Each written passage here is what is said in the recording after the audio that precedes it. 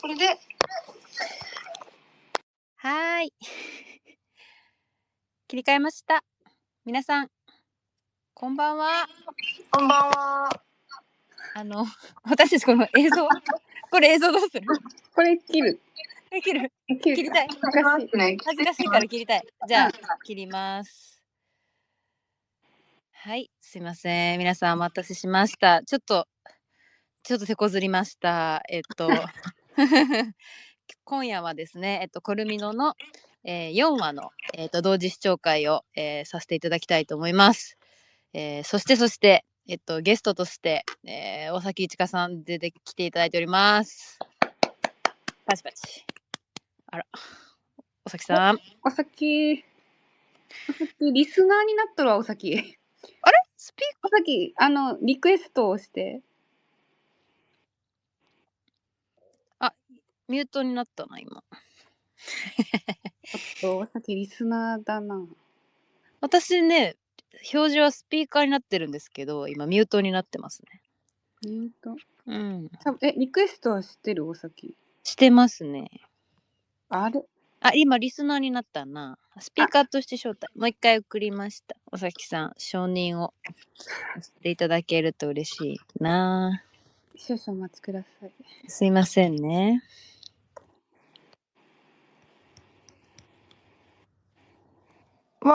私の声聞こえてますか？聞こえました。よかった、ハイデさん。イエーイ。よかったです。今夜のゲストはおさきいちかさんでございます。お願いします。お願いします。4話ということで、結構4話反響ありましたが、特にラストの方。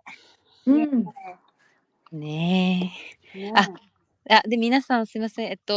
いつも通りなんですけども、ちょっと私たちに意見だったり、なんか同時視聴の実況もそうなんですけど、ハッシュタグコルミノをつけて投稿していただけると嬉しいです。うわ、もう330人。すごい。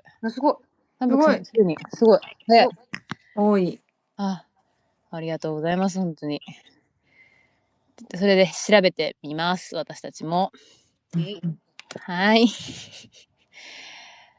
小学生男子っていう前回の枝さんの発言が尾を引いてますけど。昨日じゃない、この前聞いたら、小学生男子ってちょうど始まったあたりから聞き始めて、小学生男子でもさ、わかるでも。あれ、宣伝のさ、はい。TikTok のみたいな動画見ててさ、はい。やっぱそうだよなと思って、おさきテンション上がると片足めちゃくちゃ蹴り上げるんだよ、床。そう。でも、確かに尾崎さん喋ってる時に、足ダーンってしてるイメージめっちゃあります。バタバタ。あれ、初めて気づいたんですけど、私。で、大笑いするときは両足バタバタバタバタする。走り出すみたいな。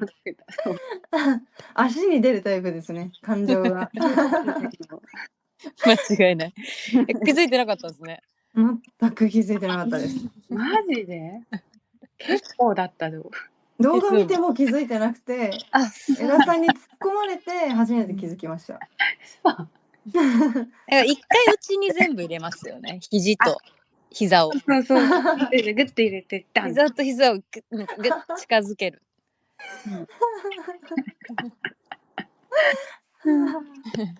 尾崎さんは4話まではご覧になってなんかますど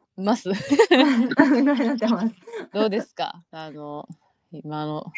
いや、4話良かったですよね。4話いいですよね。4話目口の過去も見えてくるじゃないですか。そうですね。いや、なんか本当にこう悲壮感のあるというか、顔を私は初めて完成したものをいただいてから見たから、はい。こんなにかわいそうだったのか、私多分その期間現場にもいなかったんで、どんな風にお芝居してるかとかも見てなくて。そっか、だから初見なんですね。そう、視聴者さんと一緒の初見なんで、ちょっとうわーってなりましたね。嬉しい。結構なね、なんか規模感というか、車ね。車思ったよりちゃんと壊れてて、ちょっとそこ、はい。ってなスタッりました。フの現場スタッフの車。渾身の車が。そう、あの車見たことあると思って。ちょっとそこはなんか、裏が見えてたからこそちょっと、はわーってなりましたい。けど。そうなんですよね。そうなんかね、あれ撮るっつって途中で、あれ窓ガラス外そうかとか言って、いやも何ですかって言われて。う危なかった。ちょっと戦いがあったじゃないですか。誰の車で行くかみたいな。そうそう、誰の車でやる問題でみんなね、だかオらーディションとしてはね、誇らしいことなんですけどね、選ばれてる時点で。なんか、ちょっとでもね、やっぱめちゃくちゃされるだろうなって思って。そう反省見て、うわ窓ガラスも割れてるし、かわいそうだなと思って。一応窓ガラスは全部抜いて、こう偽のガラスを巻きました。本当はパリンって割ったんですか？その誰かがこうハンマーで。誰かね、なんか、誰だろうね。すいません、あんま対応できなくてごめんなさい。対応できなかったです。割ってない。ちゃんと外して綺麗に込みました。すごい。尾崎さん、全然突然話変わるんですけど、普段話してる時と、結構琴葉の時声質ちょっと違うじゃないですか。そうですね、ちょっとだけ、落としてるんですかやっぱり。なんかかっこよくしたいなとか、綺麗に見せたいなと思ったら、なんか自然と低かったですよね。私も自分で聞いて、あれこんな声低かったっけなって思ってます。私たまにやっぱ破壊的なセリフがあるじゃないですか。ね。あの時だいたい低いじゃないですか。さすがかっこつけてますから。かっこつけてますか。ギャップあるんだよな。いいですね。ちょっと4話もう一生話しそうなのでいつもまた4話見ますか。見ましょう。見ましょう。皆さん4話を。あ、そうだ、イヤホンしなきゃいけないのこれ。あ、そうだ、イヤホンかもう音なしで覚悟を決めるかどっちか。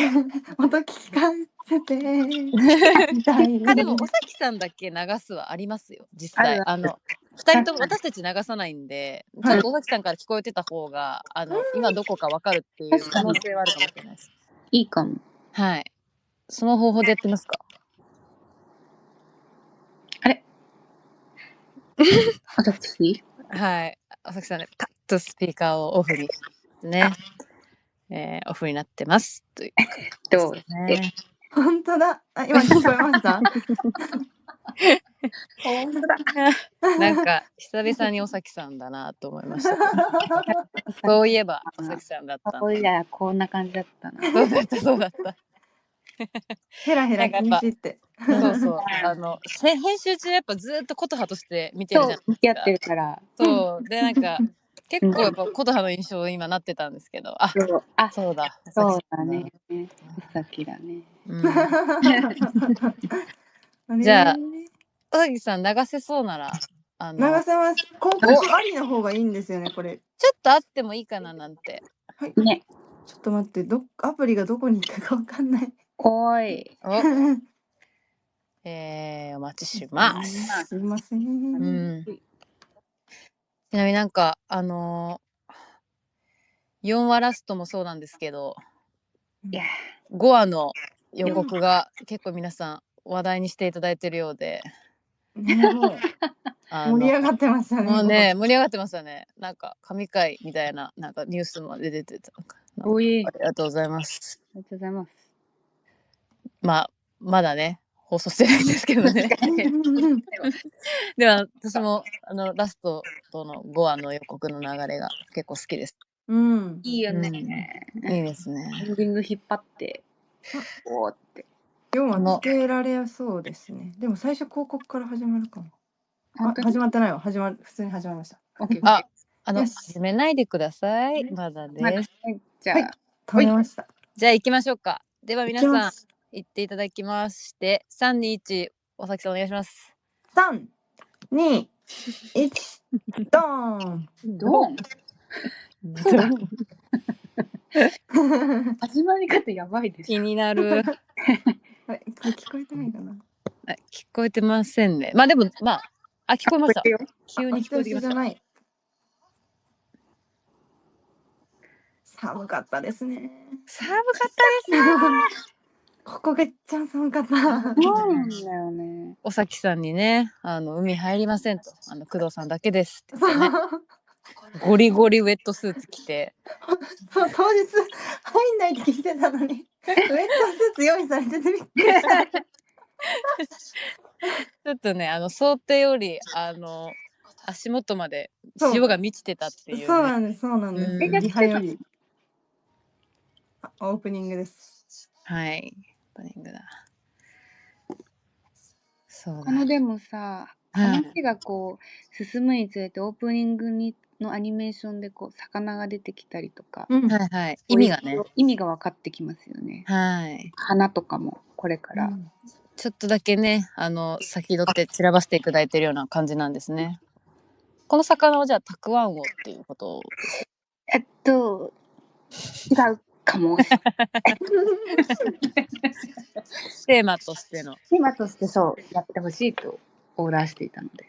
水が結構ね、今回、枝さん言ってましたもんね、テーマにしていただいて。そうなんです。お、広告なんだが、さっきも広告か。広告です。お広告だけ音量下げときます。体育会系なんだよな、なんか。広告ですっていう。確かになんか、はい私、工藤ちゃんって呼んでんだけど。はい。あ、始まっちゃった。始まった？あ、始まりました。早っ。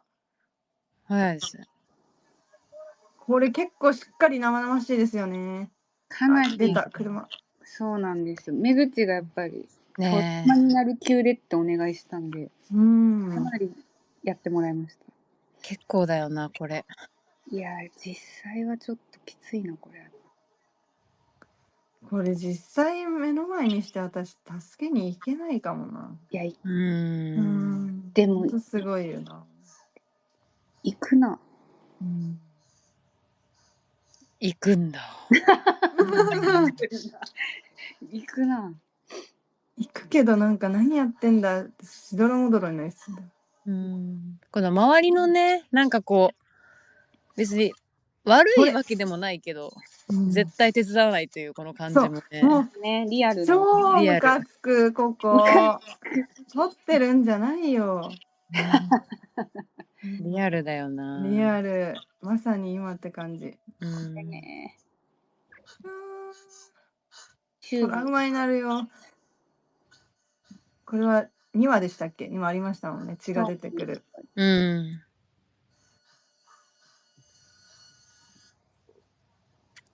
あら。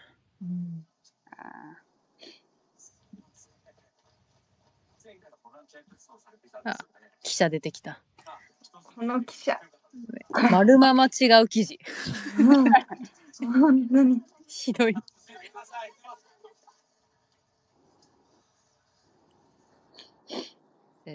の写真どこから出してきたのっていうね。本当に。本当よ。いいとこだけ切り抜いてよ。投げるの上手でした、スマホ。確かに。だいぶ思い切ってますね。本当に。一発 OK でした。ああ、さすが。何回もやったら、携帯が。結構やばいです。スタッフの携帯です。ここのシーンめっちゃ好きって言うと変かもしれないですけど、好きなんですよね。ここ、4話で大好きなところ。私が。面白い。ここなんだ。ここが好きです、私。いやでもこのシーンあるのが私やっぱり早苗の人柄がわかるというか、早苗がどうしてこんなにやっぱ琴葉に対してこう思っちゃうかもありますよね、これあると。今はまだ3話までだと割とトゲあるようにも見えますもんね。やっぱ一番目口を思ってはいるんですよね。なんか2人ね、いろんな友達の形ですよね。束ねと早苗ね、全然違いますよね。スタンスが面白い。この目口の色のないところもね、まさに憔悴しきってる感じがいいですよね。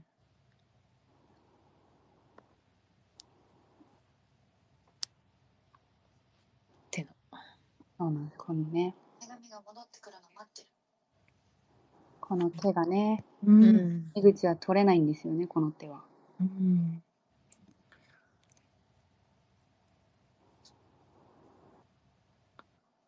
そう、取らないんだっていう衝撃もありましたそうね。なんですよ。琴葉の手は取ってんのにね。そうなんです。私はすぐ取ってくれるから。そういうこと。そうすぐ取ってもらえる。うん。うんだから早苗と琴はなんか違うんでしょうね。うんこのシーン原作にもないですよね。あ、そうそうそう。電話かな。電話でリアル。うん。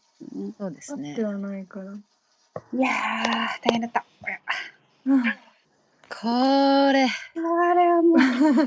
これ正直結構やっぱいろんな追い込まれはありましたか？これ、はい私はでも、もう逆に海より上が寒すぎて、確かに。その物理的ななんか追い込まれはもう海に来たら逆になかったんですけど、でもあまりにもこうみおちゃんがはい。本当に怖そうだったし大変そうだったからなんか寒さとか海の動向よりなんか真剣にみおちゃんのこのお芝居とかこの時の多分感情にすごいやられましたね私。なんか怖いだろうに、目線の先にいた方がいいなって工藤さんとかおっしゃってギリギリのところまで行ったり、そうなんですよ。ね、もうどうでもいいからとりあえず芝居集中だみたいな空気感が途中からありましたよね。ありましたね。もう入ってますみたいなね。でもこの時結構2人の関係変わったなって思いました、見てて。とにかくね、尾崎さんが一生あったかいものを上から中継して下ろしてくれてずっとカイロなのか布団なのかを回す作業をしてました。してくださってましたね。私も一緒に水入ってたんですけど、やっぱ水の中に温める方法って、お湯を流し込むか、お湯で熱々になったタオルを巻くっていうことなんだって知りましたけど全部渡してくれてた。しかも撮影が進むにつれてどんどんなんかこう満ちてきて、さらに、ね、濡れているスタッフさんの数も増えていくんですよね。使ってるスタッフの数もだんだん一番照明助手が死んでたね。本当に。このちょっと上に上がってるぐらいが多分一番寒いんでしょうね。私この時多分腰使ってるかなぐらいなんですけどね。うわちょうど寒いやつだ。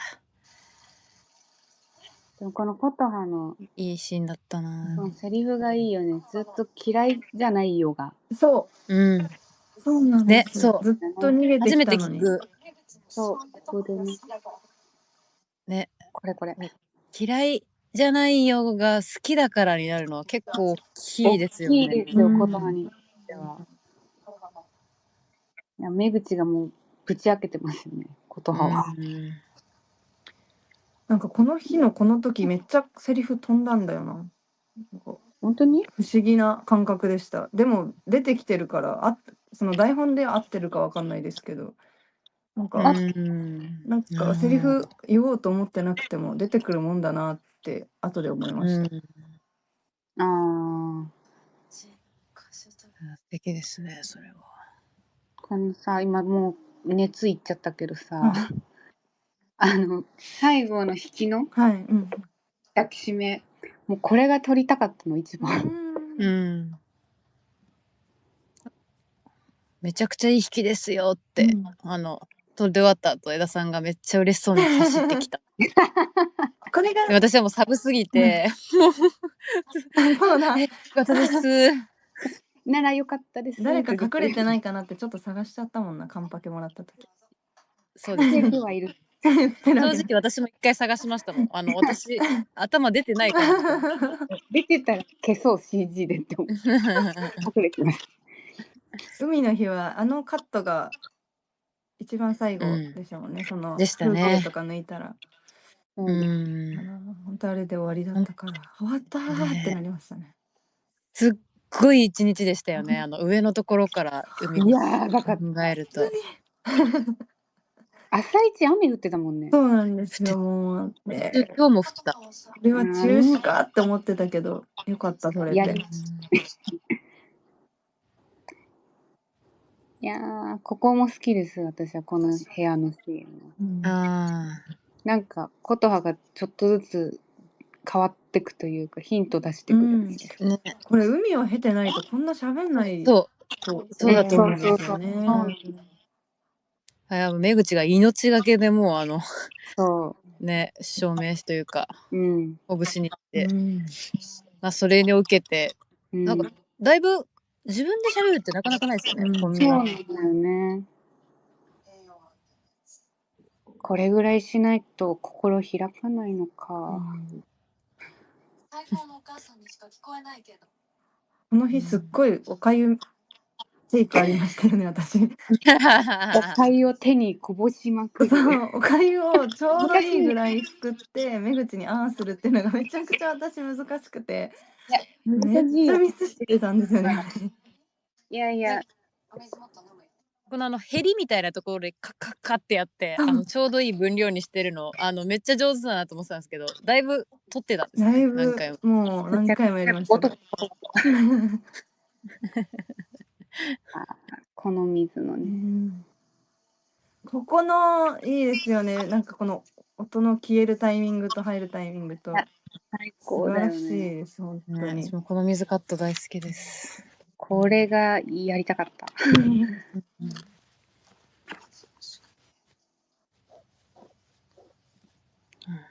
結構しっかり言ってるな。前だったらノーコメントっていうとこですよ、私。ひどい名前なのに。喋ってくれてるから。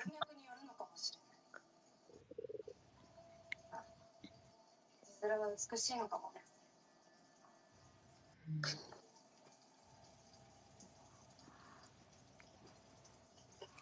お母さんは今どこに死んだ。ここ来た、本当に見た時ちょっと震えましたね、マジで。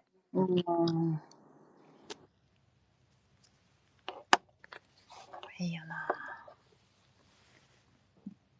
なんかでもこう琴葉って多分まっすぐ愛されるのが怖い子じゃないですか。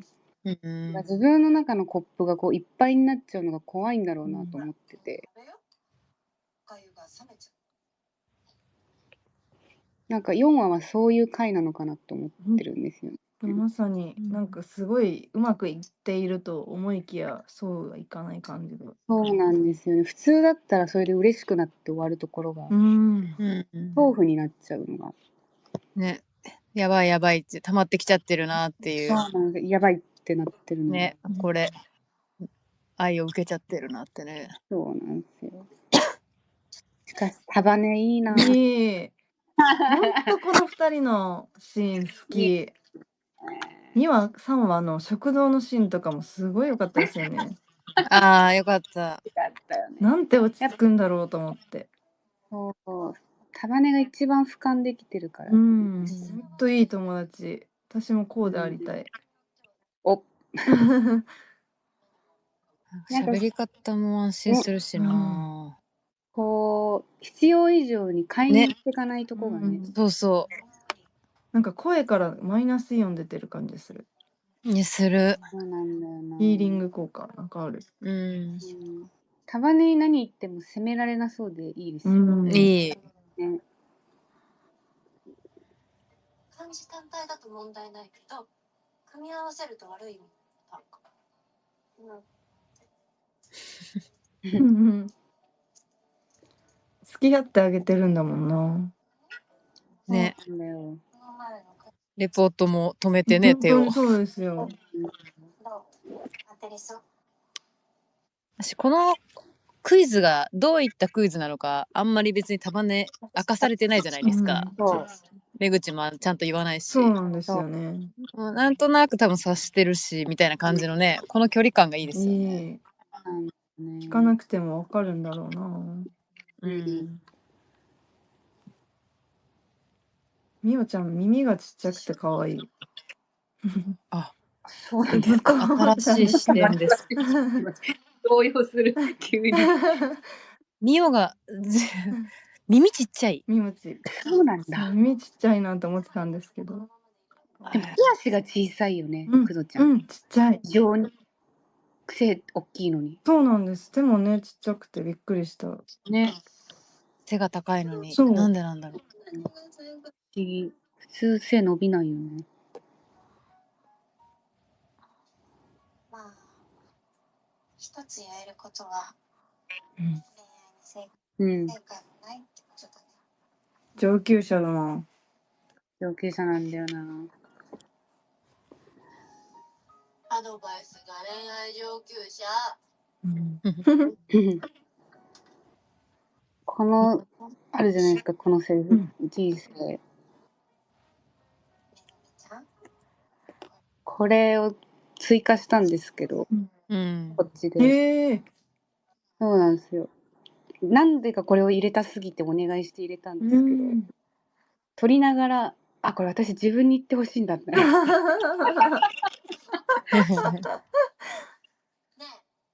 出た出た。出たやばい来た出たぞ。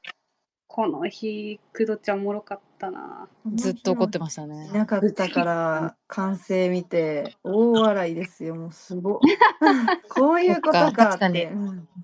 この日、尾崎さんいらっしゃいませんでしたもんね。そうなんです。だからその日の本当にみおちゃんの温度感とかも知らずに完成見て、ああ本当だって想像の10倍ぐらい切れてましたね。聞いてたけど。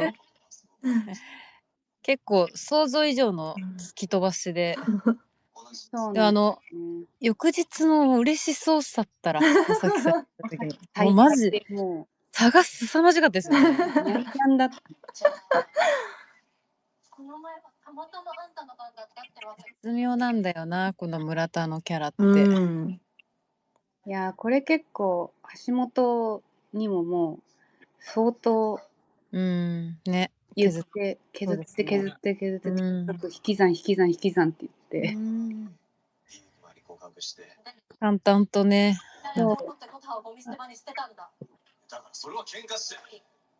なんか悪気はないんだよね。そうなんですよ。悪気がない。別にまあでも俺悪いやつじゃないからな。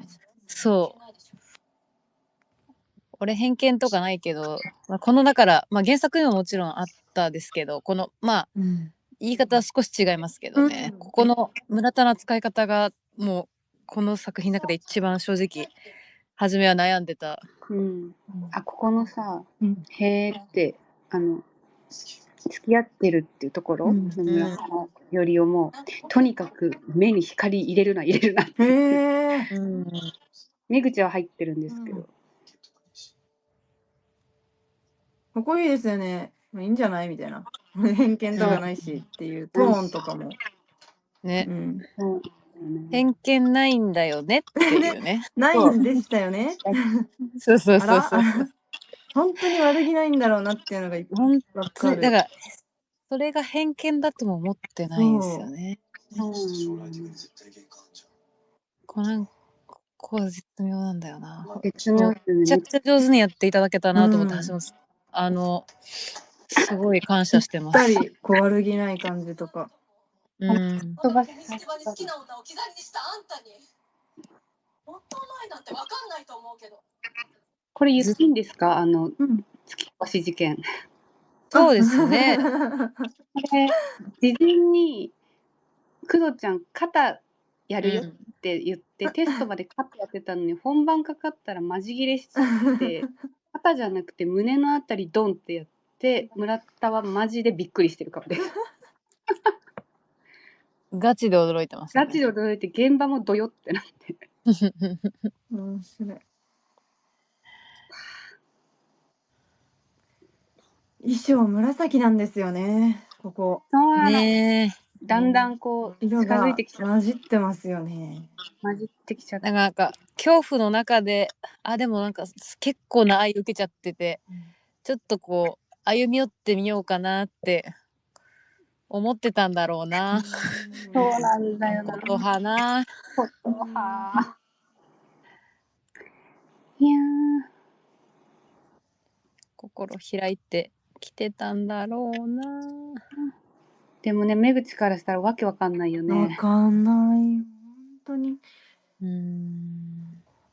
距離近くなったと思ったらみたいなね。そう、ちょっとトラウマになるな私だったら。こんなにいけると思って近づいたらこんなバシーン突き放されて。バシーンバシやめてバラエティっぽいんだ。しかもこのこう自分のこと吐露するじゃん。そうなんです。経済に安心するとか言ってさ、小指掴んどいて。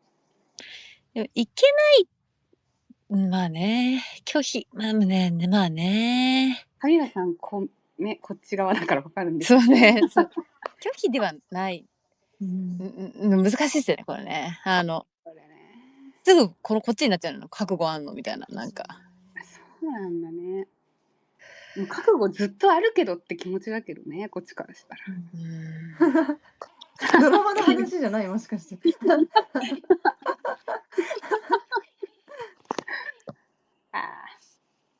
2人ともいい服着てんのにな。そうなのよ。気持ちはもう服に現れてんのよ。そうなんです。そう深層心理はお洋服なんですけど。ね、本当そうです。これでも小崎さんこれ。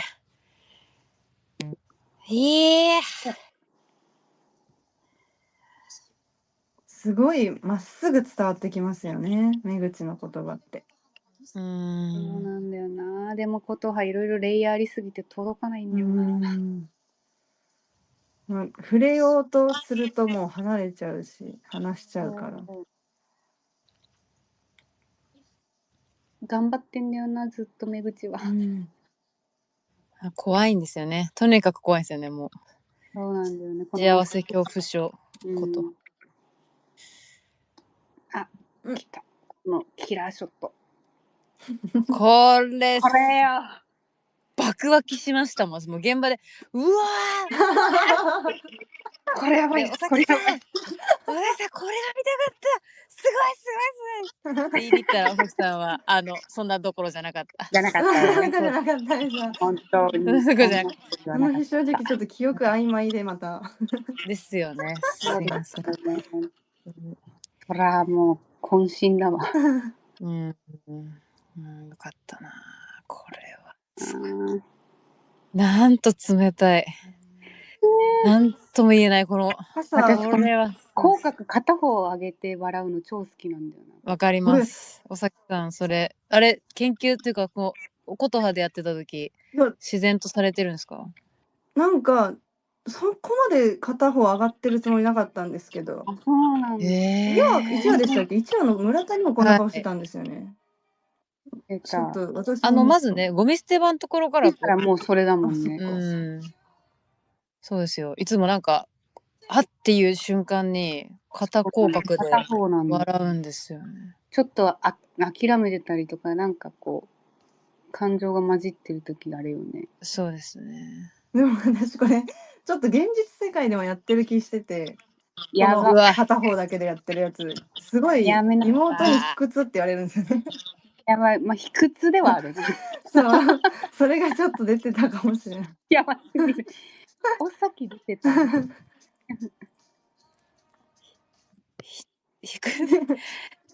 でもなんて言うんですかね、むちゃくちゃ魅力的ですよね。いやめっちゃいいよ。琴葉としてはぴったりだったよね。琴葉として消化できてよかったです。私の卑屈さが。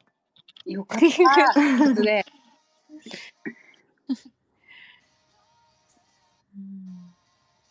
かわいそう。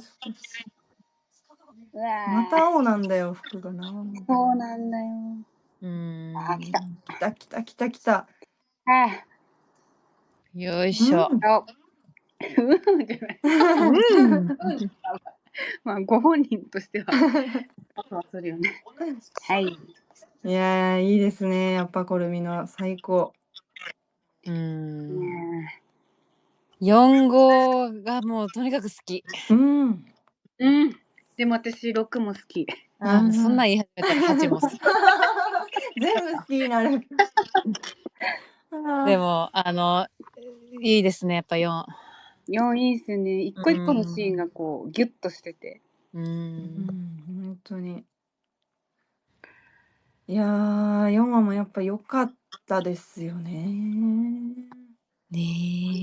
こう話が本当にぐっと進む回だからな。確かに。3話がね、ちょっとお楽しみが多かった分。割と幸せな多かったですもんね。なんか、あれめぐちと束ねと早苗たちが3人でいる時の音楽みたいな流れてませんでした。私とことはとめぐちかの時にも。そう。この音楽私たちにも流してくれるのと思って。平和だからね。平和なシーンあると思って嬉しかった。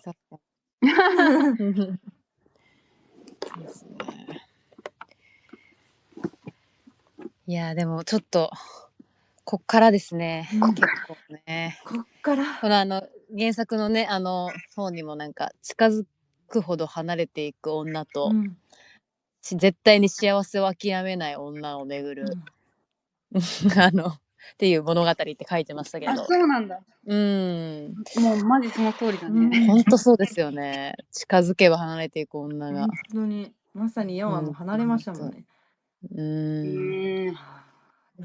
現場でなんか、2人なんかすごい仲良くやってる時とやっぱこうなんていうんですか、こう淡々とされてる時があるの結構印象的だったんですけど、なんかずっとこうべったりいるわけでもなくて、そうね。ね、なんかそこの関係値すごいいいなって思っていつも見てたんですよね。確かに。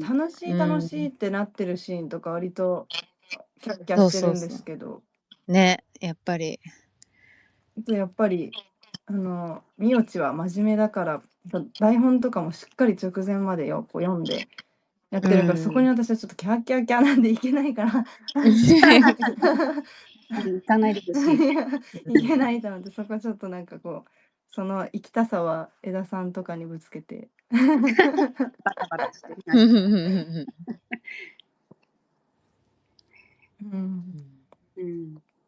いや楽しかったですよ本当に。なんかだからこう終わって全部が終わってもカンパケも最近いただいて、もう本当にもう全部終わっちゃったのかみたいなありますからね。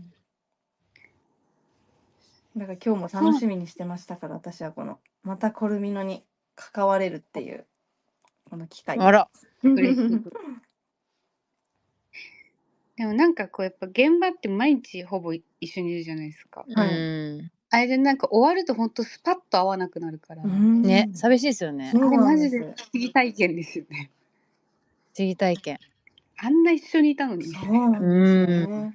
二度と同じメンバー集まんないからね。そうなんですよね。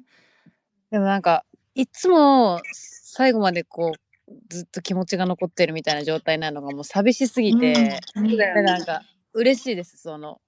おさきさんとかがそうやって言ってくださるの。なんか大体こうその後編集があって、で編集終わった後放送があって、で宣伝があって、DVD の発売があってみたいな、なんか例えばですけど、そういう中で言うとずっとなんか一人だけなんかね、どんどんメンバーが抜けてどんどんいなくなって最後の一人として私だけずっとなんか思い続けてるみたいな。そんなことないよ。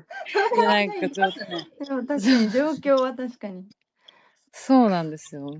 はい、だからよかった。そうやって言っていただけたら。いや本当に私はもうコルミの2欲しいと思ってるぐらいですから。ちょっと体力が。いやでも本当にカンパケ見てて、こんな声のトーンとか表情どうやって出してんだって自分のお芝居とか見てても思ったりするんですよね。あれこんな顔してたっけみたいな。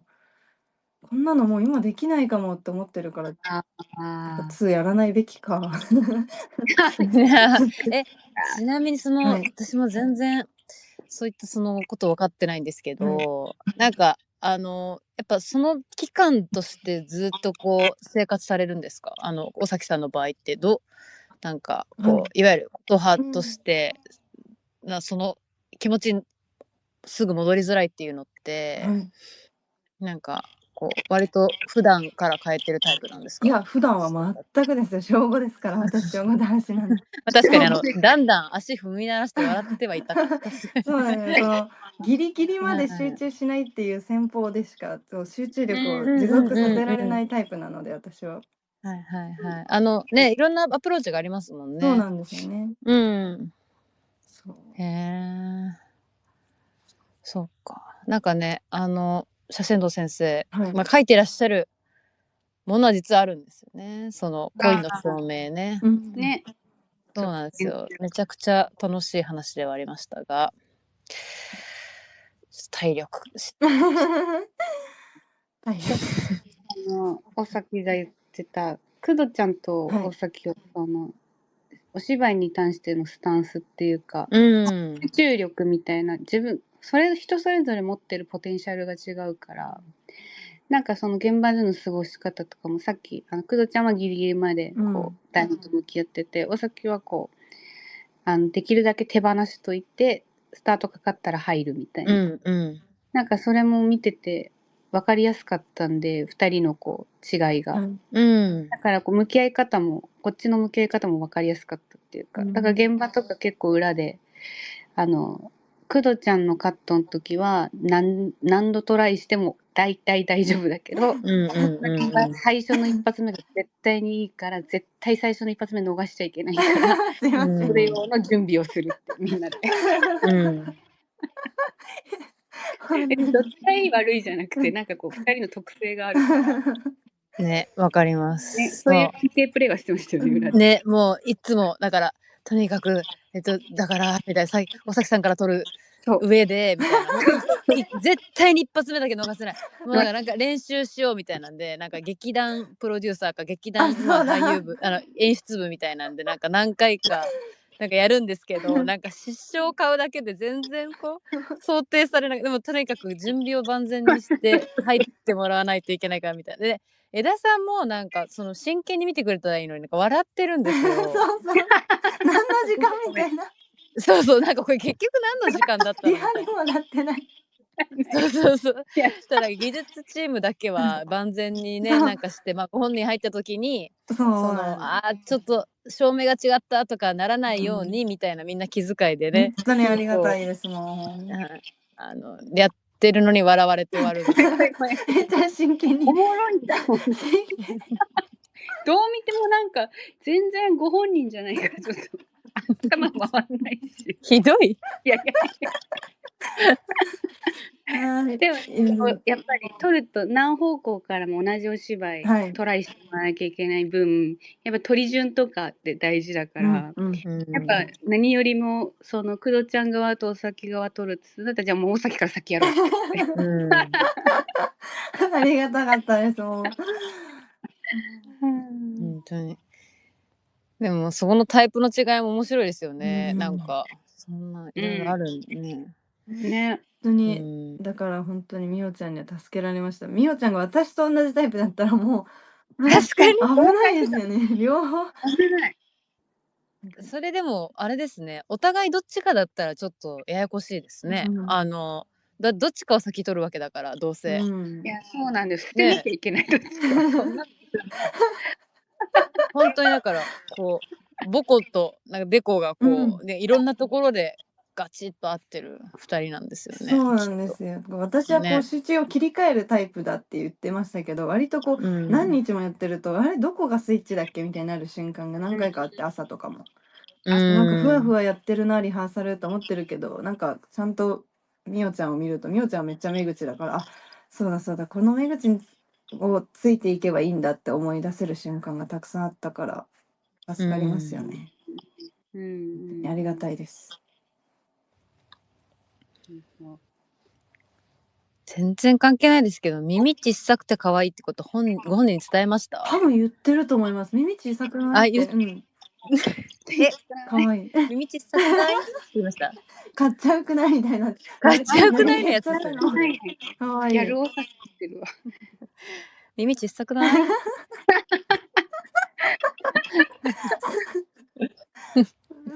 なんかおさきさんってしばらくいると、なんかすごいいろいろこう空いてくれてるんだろうなとか、たまにあるじゃないですか。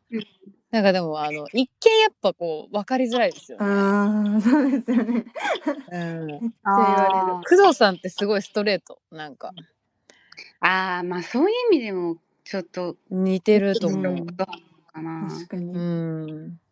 確かにね、確かに、おさきとなんかさ、江ノ島の撮影の時にさ、控室でちょっと長いこと喋ったの覚えてる？めっちゃ私が寝起きでパッと起きたら、目の前に枝さんがいて、そっから2時間ぐらいなんか喋ってましたよね。怖いですって。怖くないって、目の前寝起き狙ってた。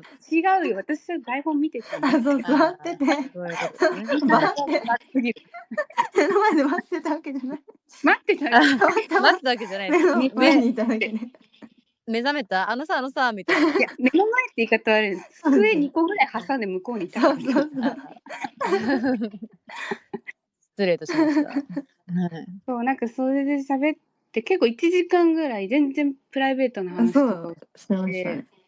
なんかでもその時すごい感じたのが、尾崎面白いなと思ったのが、最初の1時間喋った時の入りの時から1時間後の出の時までの距離感が一切変わんないのが、心の距離感。なんか喋っていくうちにだんだん心を開いてってとかじゃなくて、最初から8割ぐらい開いてて、ずっと8割ぐらいなの。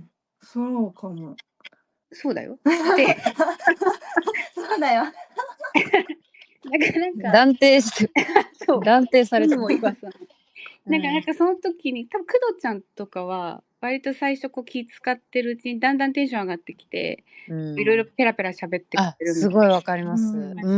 お酒は心結構この子は最初から開いてるなと思いながら一切その距離感が変わらない感じがなるほどってその時思ったのを覚えてます。めっちゃ私楽しく喋ってたのにそんな分析されてたんですか？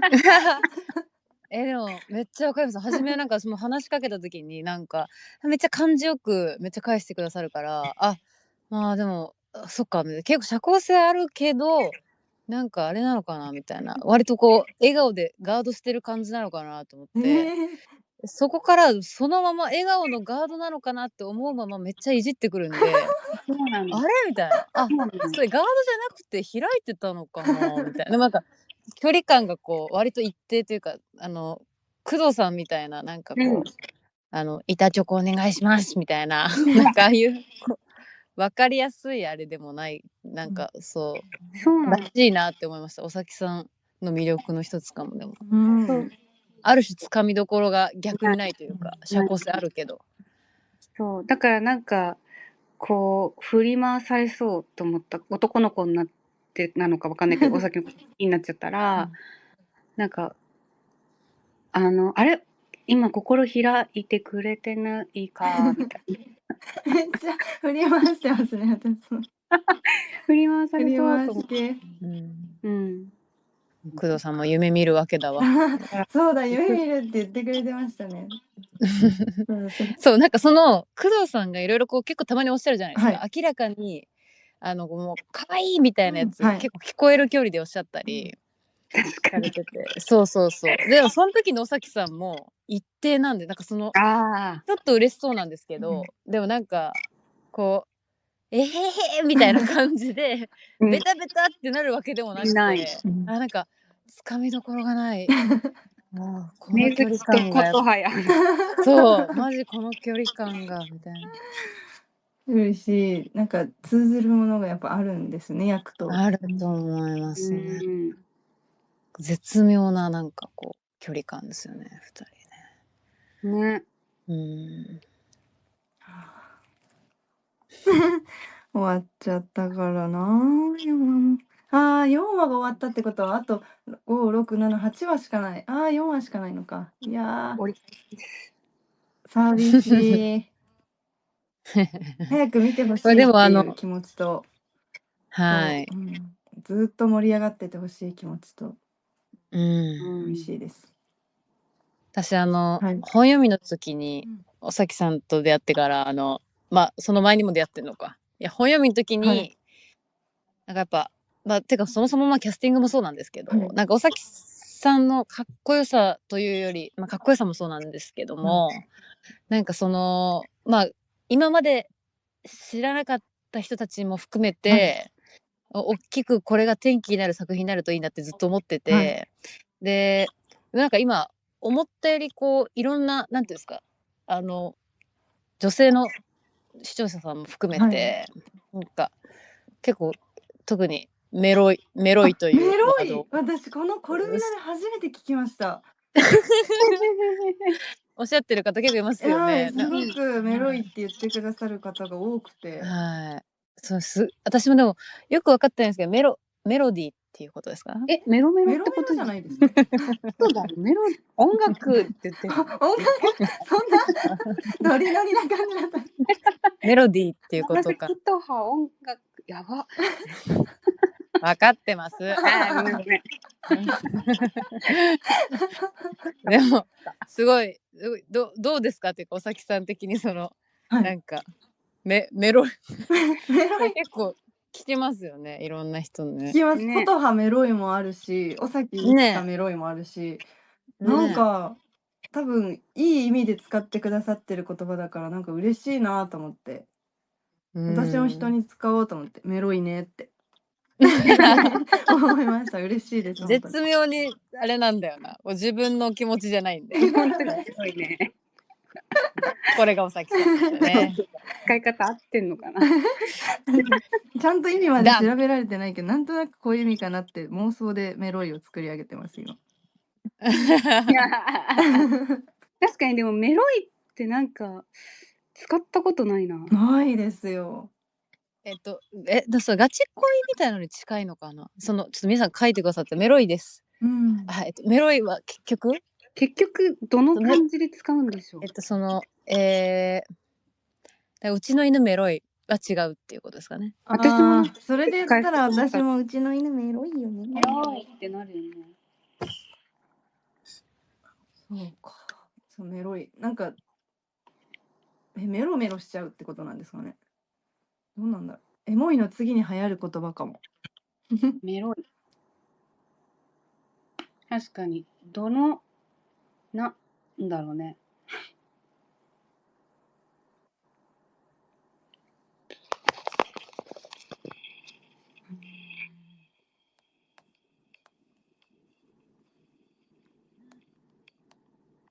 コメントもいっぱい入って書いてくださってる。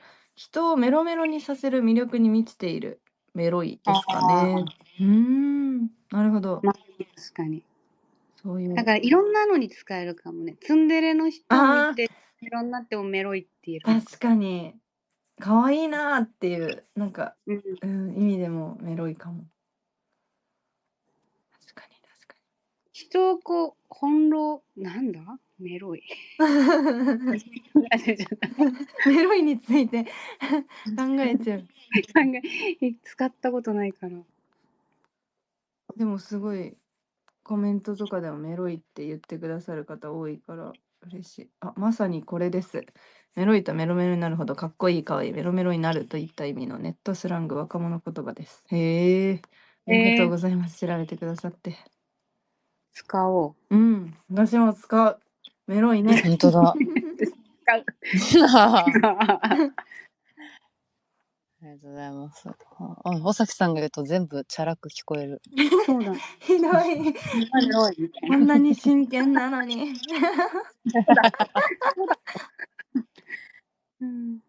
今400人ぐらい聞いてください。びっくりした。嬉しいです。本当だ。今日金曜日ですもんね。今日金曜日ですね。一応4話まで配信してるんですけど、TVer も FOD も。FOD は CM がなしでそうなんですね。そうですね。スルスル見れるはず。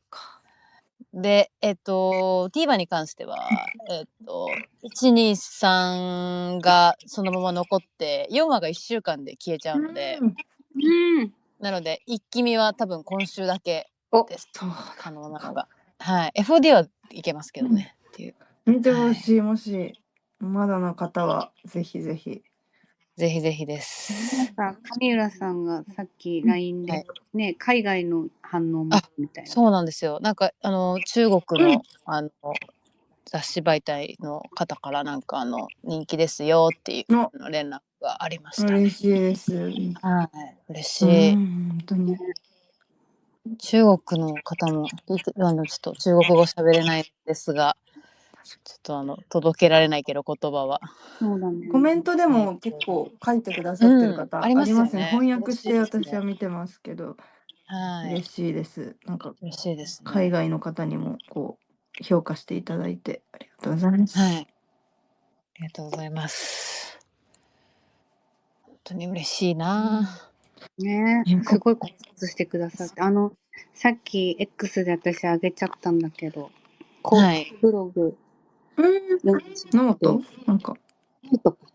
考察ノート、はい。半端ない文才と半端ない熱量の考察と、ちょっと文章面白すぎて笑っちゃうんだけど、途中で毎回。4話の考察半端なかった。4話まだ拝見してないんですけど、私も実は拝見しました。うん。まさにでもその通りだなと思ったのが、トラウマでもってトラウマごと乗り越えていく話。2人のトラウマ、目口のトラウマが琴葉のトラウマを、ある種溶かしてというか、そのこの後トラウマがぶつかったことによってそれごと乗り越えていく話なのではないかというふうに書いてくださっていて、そうなってたらいいなって私も思ってたので、そうなってたらいいなって思ってます。一個いい、はい。あれこれ話したかなんかここで話した別で話したかちょっとすいません記憶が曖昧なんですけど、はい。なんかエンディング書いてくれた夜逃げの牛丸に、なんか多分脚本って読み方難しいじゃないですか普通に、だからもういいよ脚本読まなくてって言って、もう思った通りに書きなって言ってお願いして、でできた曲が Without You なんですけど、最初ちょっとぎょっとしたんですよ。このドラマってあなたなしで生きてくって話ではないから、どうしようって思ったんですけど、まだ全曲配信されてないんであれなんですけど、最終的に歌詞を全部読んだ時にはこの You って多分トラウマのことだと思って、トラウマなしで生きていくっていう、なんかトラウマもう手放すよっていうことだって捉えたらむちゃくちゃコルミノだと思って、すごくしっくりきて、そうなんかこれってさっきトラウマごと抱えてトラウマごとぶつかってそれを乗り越えていく話みたいな、これってなんかそこに負けちゃうとやっぱり手を伸ばしてくれた人の手つかめずに結局また一人で歩いていくトラウマと一緒に生きていくことになるわけじゃないですか。なんかそれを Without You っていう擬人化というか You にしてトラウマとして捉えて曲を聴くとすごいしっくりくるんですよ。全曲配信したら歌詞起こして一緒に楽しみたい。そう考察していただきたい、という話でした。はい。ありがとうございます。はい。ちなみに尾崎が夜逃げをめっちゃ聞いてるということは本人に伝えて喜んでます。嬉しいです。ありがとうございます。本当に台本にエンディングの夜逃げさんが載ってからどんな曲を歌ってらっしゃる方なんだろうと思って聞いてたらめっちゃハマっちゃって、そこから全然好みの関係ない歌をずっと聞いてますね。すごい尾崎が聞いてるって言ったらその返事が可愛いってきた。カラオケでも歌いました私。本当に。マジ喜ぶと思います。いや本当にいい曲ばっかりなのでね、このコルミナの曲以外の曲も聴いてほしいな。本当聴いていただきたい。あれ、カミラさんっているんですか？はい。ギリギリいます。静かだ。ギリギリいるんですけど、静かにそろそろ1時間だという本当だです本当だ1時間経ったら早時間早いなということで、ちょっと来週以降あれですね、いわゆるああいったことになってくるので、予告も含めて、ちょっとどこまで同時視聴できるかわかんないんですけど、皆さん結構思ったより尾崎さんも含めて読んでますというハッシュタグコルミノで。見てます、見てます。お寄せいただけると嬉しいですという思いです。はい。言い残したこと、伝えたいことありますか？ぜひ、もう5、6は、こっからまたさらに大盛り上がりすると思います。私、今しかも、昨日、今日と5、6話を見て、熱が今ある状態なので、より、こう見てほしい、見てほしい。